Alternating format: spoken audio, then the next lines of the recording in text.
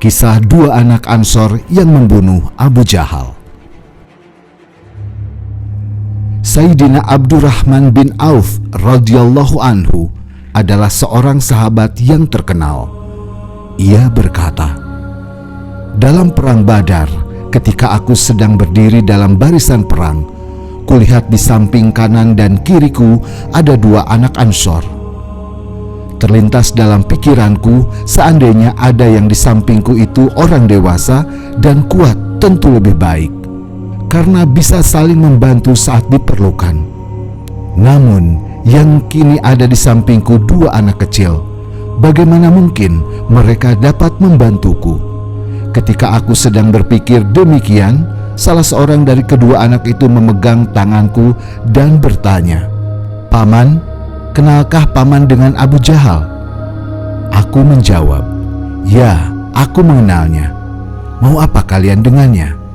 Ia berkata, "Aku mendengar ia selalu mencaci baginda Rasulullah SAW. Demi Allah yang jiwaku berada dalam kekuasaannya, jika aku melihatnya, tentu aku tidak akan membiarkannya, sehingga ia yang mati atau aku yang mati." Aku sangat kagum dengan pertanyaan dan jawaban anak itu. Anak yang kedua pun bertanya dan menjawab seperti anak yang pertama. Tanpa sengaja terlihat olehku Abu Jahal sedang berkeliling mengatur pasukannya. Aku berkata kepada dua anak itu, "Lihat, orang yang kalian tanyakan sedang berjalan."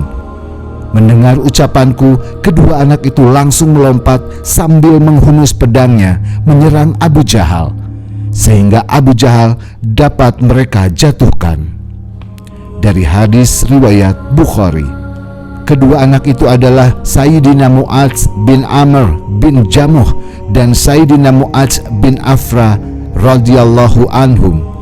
Sayyidina Mu'adz bin Amr radhiyallahu anhuma berkata, "Aku mendengar bahwa tidak ada orang yang dapat membunuh Abu Jahal. Ia dijaga dengan sangat ketat. Sejak saat itu, aku berpikir akulah yang akan membunuhnya." Kedua anak itu berjalan kaki, sedangkan Abu Jahal mengendarai kuda. Ketika Sayyidina Abdurrahman bin Auf radhiyallahu anhu melihatnya, Abu Jahal sedang mengatur barisan.